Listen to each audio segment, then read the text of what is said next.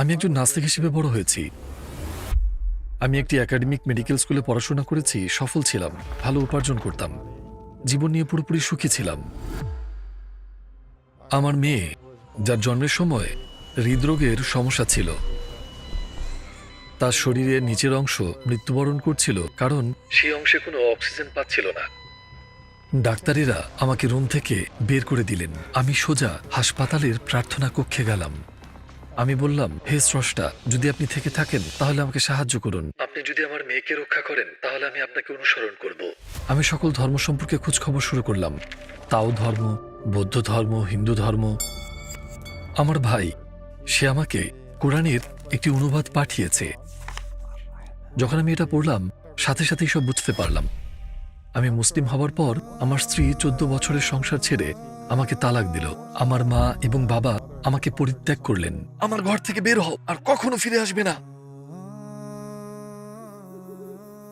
এক রাতে আমি এই স্বপ্ন দেখলাম। নবী সাল্লাল্লাহু আলাইহি ওয়াসাল্লাম, আমি তার সান্নিধ্যে ছিলাম এবং পাহাড়ের দিকে ইশারা করে তিনি বললেন, পাহাড়ে যাও, পাহাড়ে যাও।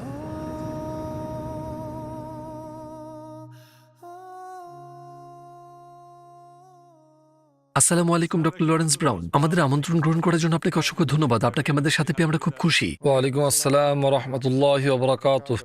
আমি শুরু করতে চাই এই প্রশ্ন দিয়ে, ডক্টর লরেন্স ব্রাউনকে আপনার জীবন সম্পর্কে সংক্ষেপে কিছু বলবেন? তো আমি একজন চক্ষুরোগ বিশেষজ্ঞ, একজন লেখক, এবং বর্তমানে আমি সৌদি আরবে বাস করছি আর ওখানেই কাজ করছি। আমি এমন একটি পরিবারে জন্মগ্রহণ করেছিলাম যারা কোয়েকার ছিল, কিন্তু প্র্যাকটিস করতো না। আসলে কোয়েকাররা হলো একটি সম্প্রদায়, খ্রিস্ট ধর্মের একটি প্রটেস্ট্যান্ট সম্প্রদায়। আমি মুসলিম হয়েছি প্রায় 30 বছর আগে, যা আমাকে সৌদি আরবে নিয়ে আসে, এবং আমি তখন থেকে সৌদি আরবে বসবাস ও কাজ করছি। ধর্মবিশ্বাসের দিক থেকে আপনার জীবন কেমন ছিল? আপনি কি বিশ্বাস করতেন? আমি একজন নাস্তিক হিসেবে বড় হয়েছি। আমি যুক্তরাষ্ট্রে বড় হয়েছি। আমি সান ফ্রান্সিসকোতে জন্মগ্রহণ করেছি আর সেখানেই বড় হয়েছি। আমি একটি academic high school, college, medical স্কুলে গিয়েছিলাম। ইন্টার্নশিপ, রেসিডেন্সি এবং এইসব একাডেমিক পরিবেশে, যেখানে অধিকাংশ শিক্ষক, আমার সহকর্মীরা, সহপাঠীরা নাস্তিক ছিলেন, এবং বুদ্ধিজীবীদের বিশ্বাস এমনই হবে, মূলত এটাই ধরে নেওয়া হতো। কারণ বুদ্ধিজীবীরা স্রষ্টার অস্তিত্বকে যুক্তির মাধ্যমে অস্বীকার করে। সুতরাং সেটাই ছিল আমার বিশ্বাস, যতক্ষণ না আমার একটি আধ্যাত্মিক জাগরণ হয়। অনুগ্রহ করে আমাদের এই অভিজ্ঞতা সম্পর্কে বলুন। কোন বিষয়টি আপনাকে আপনার বিশ্বাসকে প্রশ্ন করতে এবং এই যাত্রা শুরু করতে বাধ্য করলো? এটি আসলে পুরোপুরি বোঝানো কঠিন। আমি একজন চক্ষু বিশেষজ্ঞ ও পরামর্শক হয়েছিলাম, মূলত একটি দীর্ঘ শিক্ষাদান ও প্রশিক্ষণ পর্বের পর, এবং সফল। অর্থ উপার্জন করছিলাম, আমার যা কিছু প্রয়োজন সবকিছু কিনতে পারছিলাম, এবং আপনি জানেন, আমার জীবন নিয়ে বেশ খুশি ছিলাম। কিন্তু তারপরও আমি আশেপাশে দেখতে শুরু করলাম আর অনুভব করলাম এখানে নিশ্চয়ই আরো কিছু থাকার কথা।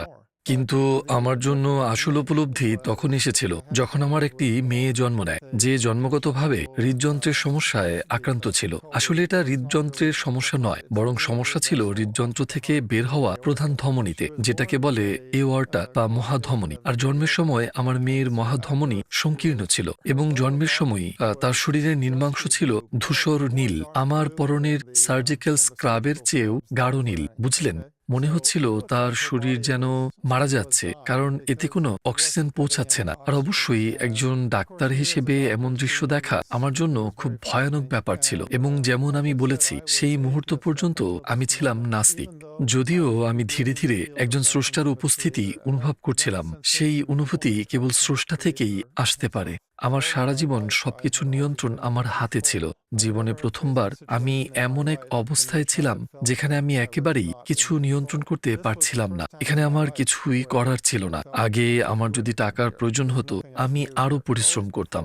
আমার যদি কোনো কিছুর প্রয়োজন হতো, আমি সেটা করতাম। সবসময় আমি আমার জীবনের নিয়ন্ত্রণে ছিলাম। এখন আমি এমন কিছুর মুখোমুখি যেখানে শিশুটিকে এই অবস্থায় দেখে আমি বুঝতে পারলাম তার জন্য আমি কিছুই করতে পারবো না। শুধুমাত্র আমার সৃষ্টিকর্তাই এই শিশুটিকে বাঁচাতে পারেন। ডাক্তাররা আমাকে রুম থেকে বের করে দিলেন। আমি বেরিয়ে গেলাম নবজাতকদের সেই আইসিইউ থেকে। আর তখন আমার হৃদয়ে একটা অনুভূতি তৈরি হলো। আমি সোজা হাসপাতালের প্রার্থনা কক্ষে গেলাম। প্রার্থনা কক্ষে গেলাম আর আমি খুব সহজ একটা প্রার্থনা করলাম। আপনি কি কখনো সংশয়বাদীদের প্রার্থনা শুনেছেন? আচ্ছা, সংশয়বাদীদের প্রার্থনা হলো জাস্ট প্রার্থনা করা যে, হে স্রষ্টা, যদি সত্যিই তুমি থেকে থাকো, আমার আত্মাকে রক্ষা করো, যদি আমার আত্মা থাকে। এরকম কিছু। আর বিষয়টা হলো, এভাবেই অনেক সংশয়বাদী, অনেক নাস্তিক প্রার্থনা করে থাকে। আমি তখন সংশয়বাদীদের প্রার্থনা সম্পর্কে জানতাম না, কিন্তু আমি যেটা করেছিলাম তা বলা যায় প্রায়ের কাছাকাছি। আসলে আমি যা করেছিলাম তা আরো কাছাকাছি ছিল সূরা আল ফাতিহার সাথে, যে অর্থে আমি আমার সৃষ্টিকর্তাকে স্বীকার করেছিলাম। আমি বলেছিলাম, হে স্রষ্টা, যদি তুমি থাকো, আমার সাহায্য দরকার। আমি কেবল আমার সৃষ্টিকর্তার কাছে প্রার্থনা করেছিলাম। স্রষ্টার সঙ্গে সরাসরি কথা বলে আমি বললাম, আপনি যদি আমার সন্তানকে বাঁচান, তবে আমাকে সেই ধর্মের পথ দেখান যা আপনার কাছে সবচেয়ে প্রিয়। সেটা আমার কাছে সবচেয়ে প্রিয় হওয়া জরুরি নয়, বরং আপনার কাছে সবচেয়ে প্রিয়। আমি তা অনুসরণ করব। এরপর আমি প্রার্থনা কক্ষ থেকে বের হয়ে আইসিইউতে ফিরে গেলাম। আমি হয়তো 10 বা 15 মিনিট বাইরে ছিলাম, যাতে ডাক্তাররা পরীক্ষা নিরীক্ষা ও সিদ্ধান্ত নিতে পারেন। আপনি জানেন, যখন নবজাতকদের নিবিড় পরিচর্যা ইউনিটে প্রবেশ করতে হয়, এর একটি নির্দিষ্ট প্রক্রিয়া আছে। আপনাকে হাত ধুতে হয়, গাউন, গ্লাভস, মাস্ক, টুপি সবকিছু পরতে হয়। এবং যখন আমি এইসব করছিলাম, আমি জানালার দিকে তাকিয়ে দেখলাম ডাক্তাররা ঘরের এক কোণে আমার মেয়ের চারপাশে জটলা করে দাঁড়িয়ে আছে। তারা তাকিয়ে আমার দিকে দেখছিল, আর আমি তাদের মুখের অভিব্যক্তি থেকে বুঝতে পারছিলাম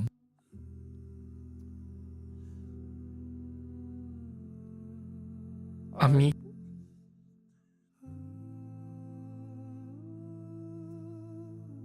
আমি তাদের মুখের অভিব্যক্তি দেখে বুঝলাম কিছু একটা বদলে গেছে। তাই যখন আমি ঘরের ভেতরে ঢুকলাম,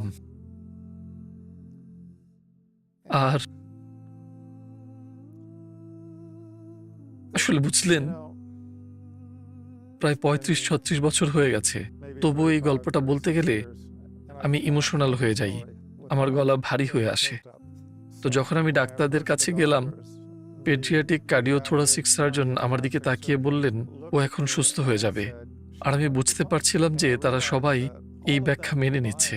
কিন্তু আমার হৃদয়ে আমি অনুভব করছিলাম, তারা তো কয়েক মিনিট আগে আমার সঙ্গে ছিল না, যখন আমি আমার স্রষ্টার কাছে প্রার্থনা করছিলাম এই শিশুটিকে বাঁচানোর জন্য। আর সেটাই সেই মুহূর্ত ছিল যখন স্রষ্টার বিশ্বাস আমার অন্তরে প্রবেশ করলো। আমার মেয়ে আমার মেয়ে হান্না, সে পরে সম্পূর্ণ স্বাভাবিক হয়ে গিয়েছিল।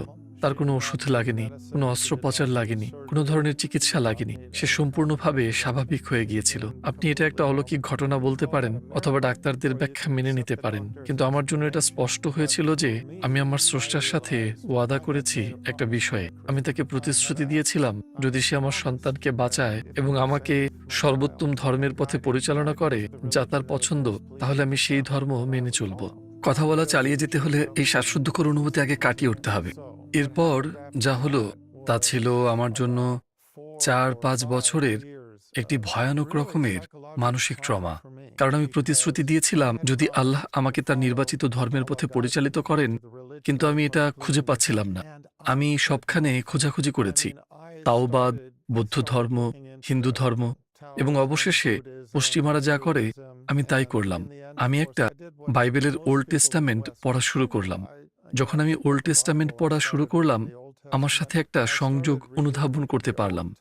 আমি বললাম, ঠিক আছে, ওল্ড টেস্টামেন্ট যা শিক্ষা দেয়, আমি তার অনেক কিছুর উপর বিশ্বাস করি। আমি এমন অনেক কিছুই পেলাম যা আমি আমাদের সৃষ্টিকর্তার প্রকৃতির সঙ্গে মিলিয়ে বিশ্বাস করতে পারি। কিন্তু একই সময়ে ওল্ড টেস্টামেন্ট 3 জন নবীর আগমনের ব্যাপারে ভবিষ্যৎবাণী করে। তখন আমার মনে প্রশ্ন জাগলো, তাহলে এই তৃতীয় নবী কোথায়? পারাক্লিটোস শব্দটি নিয়ে বাইবেলে অনেক আলোচনা হয়েছে। অনেকেই বলেন পারাক্লিটোস শব্দটির অনুবাদ আহমদ হতে পারে, যা হলো নবী মুহাম্মদ সাল্লাল্লাহু আলাইহি ওয়াসাল্লামের একটি নাম। আমরা যে পারাক্লিটোস শব্দটি নিয়ে কথা বলছি, এই পারাক্লিটোস শব্দটি বাইবেলে মাত্র 5 বার এসেছে। একবার এই অংশে এবং আরেক অংশে। ঈসা আলাইহিস সালামকে পারাক্লিটোস বলা হয়েছে। তাহলে এখন আমরা জানি প্যারাক্লিট কি। ঈসা আলাইহিসসালাম একজন প্যারাক্লিট ছিলেন, আর তিনি বলছেন তারপরে আরেকজন আসবেন, সেখানে আরও অনেকে ছিলেন। এখন নবুয়তের ধারায় এটা যদি শেষ নবীর ইঙ্গিত না হয়, আমি জানি না তাহলে আর কি দিয়ে হতে পারে। আর যখন আমি এটা দেখলাম, তখনই আমার হৃদয়ে বিশ্বাস দৃঢ় হয়ে গেল যে একজন শেষ নবী আছেন যাকে খুঁজে পাওয়া দরকার। আমার মধ্যে সবসময় একই রকম অনুভূতি হতো। সবসময় মনে হতো এখানে কোনো একটা সংযোগ আছে। এক স্রষ্টায় বিশ্বাস এবং নবুয়তের ধারায় বিশ্বাস, ওহী, ফেরেশতা, কিয়ামতের দিনের উপর বিশ্বাস, সবকিছুর উপর আল্লাহর একচ্ছত্র নিয়ন্ত্রণ। ঠিক আছে, আমি সব বুঝতে পেরেছি। কিন্তু এই আরেকটি বিষয়, যিশু সৃষ্টিকর্তার পুত্র, না, আমি সেটা মেনে নিতে পারি না। তৃত্ববাদ, তিনের ভিতর এক এবং একের ভিতর তিন, সমান মর্যাদা সম্পন্ন হওয়া, একই সত্তায় অবস্থান, চিরস্থায়ীভাবে সহ অবস্থান, না, আমি এটা মেনে নিতে পারছি না। আর আমি পুরোহিতদের, যাজকদের, পাদ্রীদের প্রশ্ন করতাম। আমি সবসময় তাদের জিজ্ঞেস করতাম, আপনারা এই সব কিছুর প্রমাণ কোথায় পান? যিশু কোথায় বলেছেন তিনি স্রষ্টার পুত্র? তারা আমাকে লিখিত কিছুর একটা অংশ দেখাতো। আমি বলতাম, না না না না না, বাইবেলে যিশু নিজেকে ৮৮ বার মানব পুত্র বলেছেন। একটাও অংশ নেই যেখানে তিনি নিজেকে স্রষ্টার পুত্র বলে উল্লেখ করেছেন। তাহলে আপনারা কেন অন্যান্য লোক যা বলেছে সেটাই অনুসরণ করছেন? কেন তার নিজের কথা অনুসরণ করছেন না? তিনি নিজেকে মানব পুত্র বলেছেন। তাহলে এই রূপক শব্দটা আপনারা কেন ব্যবহার করছেন? বাইবেল সব বিশ্বাসীদের সৃষ্টিকর্তার সন্তান বলে পরিচয় দেয়। তাহলে এই রূপক শব্দটা আপনারা কেন ব্যবহার করছেন? আপনারা যিশু যা নিজে বলেছেন সরাসরি তা বলছেন না কেন? তাই আমি শুধু আমার সৃষ্টিকর্তার কাছে বলতাম, আমি খুঁজছি কিন্তু পাচ্ছি না। তারপর যা ঘটল তা হলো আমার ভাই, সে আমার থেকে ২১ মাসের বড়, আর আলহামদুলিল্লাহ সে মুসলিম হয়ে গিয়েছিল। আমার ভাই আর আমার সম্পর্ক খুব একটা কাছের ছিল না। আমরা এমন ছিলাম আমরা আমার ইসলাম গ্রহণের সময় থেকে আমরা বলে আসছি, মানে আমরা সবসময় বলেছি যে আমরা কখনো প্রকৃত অর্থে ভাই ছিলাম না যতক্ষণ না আমরা ইসলামের ভাই হলাম। ইসলাম গ্রহণের পরেই আমরা সত্যিকার অর্থে ভাই হয়ে উঠলাম। আর তখন আমি জানতামও না কেন এমন হয়েছিল। আমি শুধু ভাবতাম ব্যাপারটা খুব অদ্ভুত। কিন্তু প্রায় ১ বছর পর সে আমাকে কুরআনের অর্থের একটি অনুবাদ এবং একটি সিরাতের বই পাঠালো। নবী মুহাম্মদ সাল্লাল্লাহু আলাইহি ওয়াসাল্লামের জীবনী সংক্রান্ত একটি বই, বিশেষ করে মার্টিন লিংসের লেখা মুহাম্মদ সাল্লাল্লাহু আলাইহি ওয়াসাল্লাম প্রাচীনতম উৎস অনুযায়ী জীবনী। আমি যখন এগুলো পড়লাম সবকিছু পরিষ্কার হয়ে গেল। এটা ছিল যেন একটা জিগস পাজলের মতো, যার কিছু অংশ অনুপস্থিত ছিল। আর যখন আপনি সেগুলো খুঁজে পাবেন তখন সবকিছু খাপে খাপে মিলে যায়। জীবনে প্রথমবারের মতো আমি অনুভব করলাম আমার সামনে একটা পূর্ণাঙ্গ চিত্র আছে। তিনিই ছিলেন শেষ নবী। এটাই ছিল চূড়ান্ত ওহী, আর এটা পূর্ববর্তী নবুয়তের ধারার সঙ্গে সামঞ্জস্যপূর্ণ। এর মিল রয়েছে ওল্ড টেস্টামেন্টে বর্ণিত ভবিষ্যৎবাণীর সাথে, যেখানে শেষ নবীর গুণাবলী বর্ণনা করা হয়েছে। আর তখনই আমি মুসলিম হই।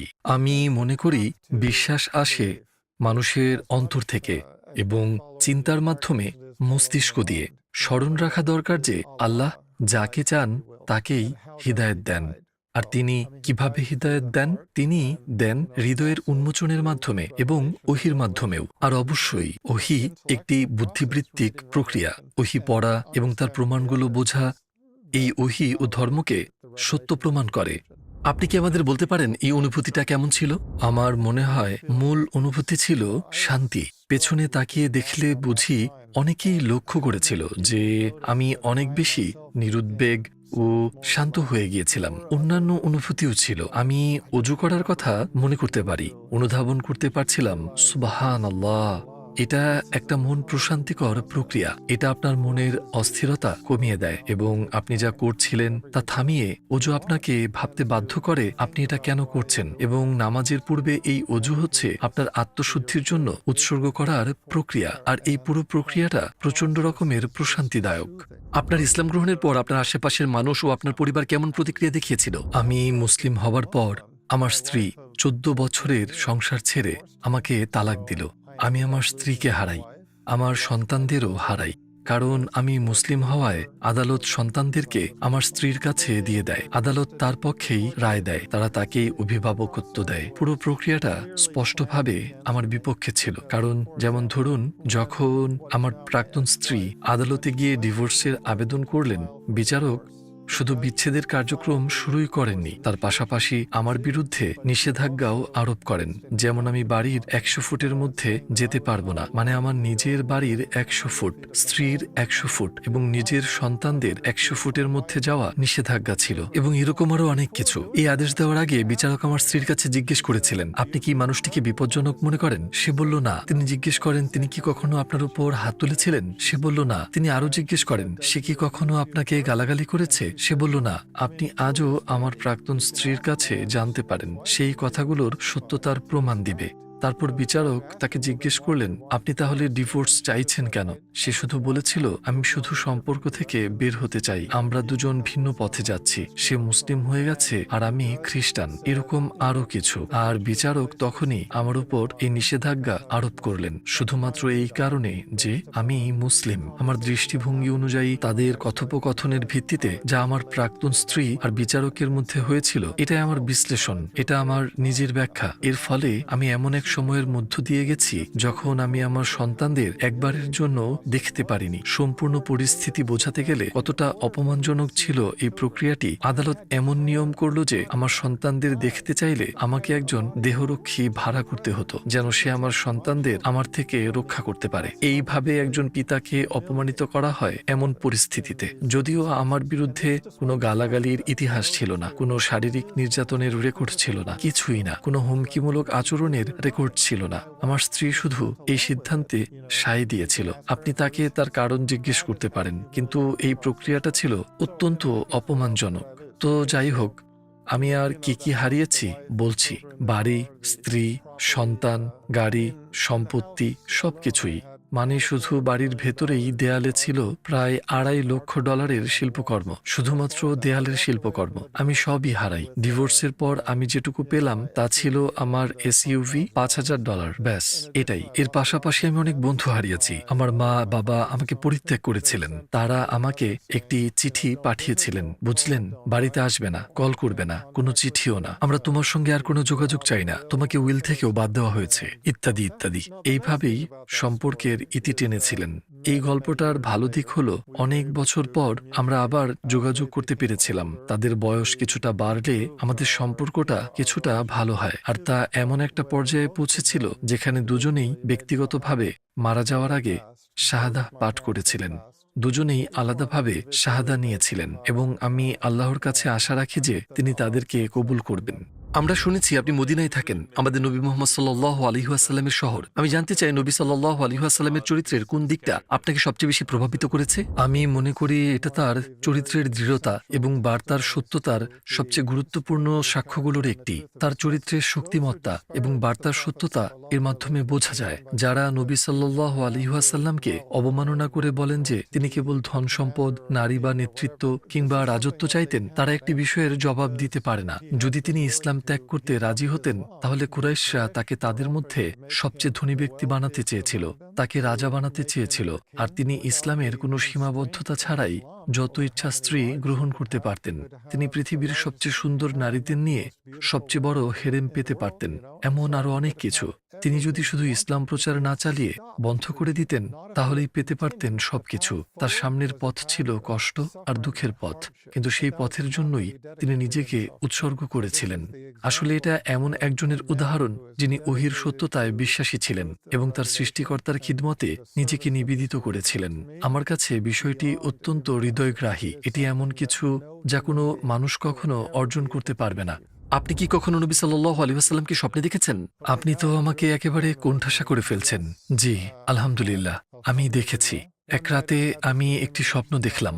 সেই স্বপ্নে আমি রাসূলুল্লাহ সাল্লাল্লাহু আলাইহি ওয়াসাল্লামের সামনে উপস্থিত ছিলাম। আমরা ছিলাম একটি পুরনো ধাঁচের শহরে, যেমনটা আপনি কোনো আমেরিকান কাউবয় সিনেমায় দেখতে পারেন।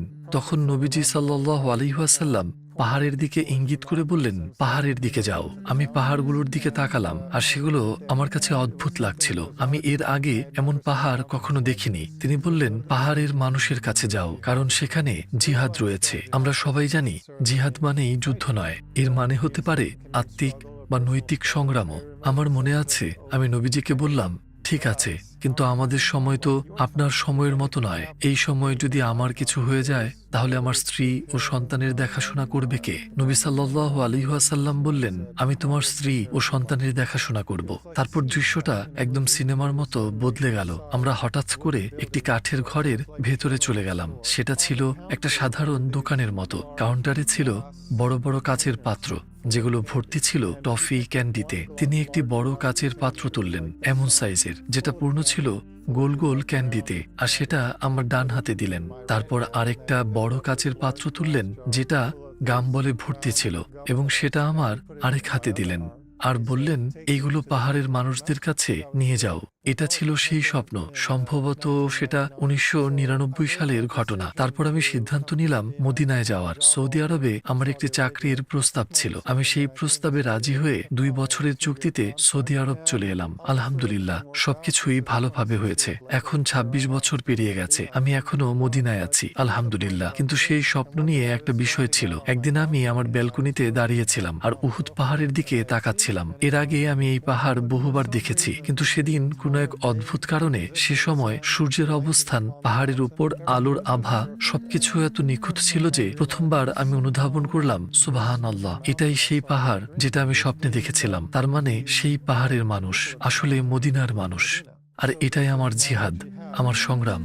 তবে বিষয়টি এখানেই শেষ নয়, কারণ আমি এই এলাকায় দায়িত্বের সাথে ছিলাম। আমার মেয়ে, যেমনটা বলেছিলাম, এখন 27 বছর বয়সী। একসময় এমন একটি মুহূর্ত এলো যখন তাকে কলেজে যেতে হতো। তখন আমি প্রস্তুত হয়ে গিয়েছিলাম আমার চাকরি ছেড়ে দিয়ে পরিবার নিয়ে পশ্চিমা দেশে ফিরে যেতে, যাতে আমার মেয়ে একটি পশ্চিমা শিক্ষা ব্যবস্থা পায়। কিন্তু আমার স্ত্রী আমাকে স্বপ্নটা মনে করিয়ে দিয়েছিল যে আমার জায়গা এখানে, আর সে আমার মেয়েকে নিয়ে আমেরিকায় চলে গিয়েছিল। আমার স্ত্রী একজন ফিলিস্তিনি। সে আমেরিকায় যাচ্ছিল আমার মেয়ের দেখাশোনার কাজে সাহায্য করার জন্য। কিন্তু সত্য কথা হলো, তাদের দুইজনকেই আমেরিকান রীতিনীতি শিখতে হচ্ছিল, জানতে হচ্ছিল, পারিপার্শ্বিক অবস্থাকে অর্থাৎ সমাজের চালচলন বুঝতে হচ্ছিল। যখন আমার মেয়ে কলেজে যাচ্ছিল, আমার স্ত্রী সেখানে থাকতো তার সাহায্যের জন্য, মানে তাকে মানিয়ে নিতে সাহায্য করার জন্য। সে আমেরিকায় থাকার সময় তার জন্য সবচেয়ে কঠিন বিষয় ছিল প্রতিদিন আমার মেয়ের সঙ্গে উবারে কলেজে যাওয়া আর উবারে বাসায় ফেরত আসা। দিন শেষে আবার উবারে কলেজে গিয়ে মেয়েকে ফিরিয়ে নিয়ে আসতো। আর উবারের একটা বিষয়ের প্রতি সে সবসময় চিন্তিত থাকতো, একজন মেয়েকে একা গাড়িতে বসে পুরুষের সঙ্গে যেতে হচ্ছে, যিনি সম্পূর্ণ অপরিচিত। এরপর একদিন সে স্বপ্নে দেখল যে সে উবারের গাড়িতে উঠতে যাচ্ছে, এবং সেই সময় গাড়ির ড্রাইভার নেমে এসে দরজাটা খুলে দিল। আর সে ড্রাইভার, মাফ করবেন, ড্রাইভার যিনি দরজাটা খুলে দিলেন তিনি ছিলেন মুহাম্মদ সাল্লাল্লাহু আলাইহি ওয়াসাল্লাম। তারপর হয়তোবা সেই একই দিন অথবা স্বপ্ন দেখার একটু পরেই, ঠিক মনে নেই, আমার স্ত্রী আমাকে ফোন দিল আর বলল, তোমার স্বপ্ন পূরণ হয়েছে। আমি বললাম, কি বলতে চাচ্ছ? সে বলল, মুহাম্মদ সাল্লাল্লাহু আলাইহি ওয়াসাল্লাম আমি যখন স্ত্রী ও মেয়ের কাছে ছিলাম না, তখন তাদের দেখাশোনা করার প্রতিশ্রুতি দিয়েছিলেন। আলহামদুলিল্লাহ, এই স্বপ্নটা আমার স্ত্রীকে শক্তি দিয়েছিল ভয় কাটিয়ে উঠে সামনে এগিয়ে যেতে। বাহ, অসাধারণ একটা ঘটনা। দুইটা আলাদা স্বপ্ন, আর স্বপ্ন পূরণ আবার অন্য একটা স্বপ্নে। আমি আরেকটা প্রশ্ন করতে চাই।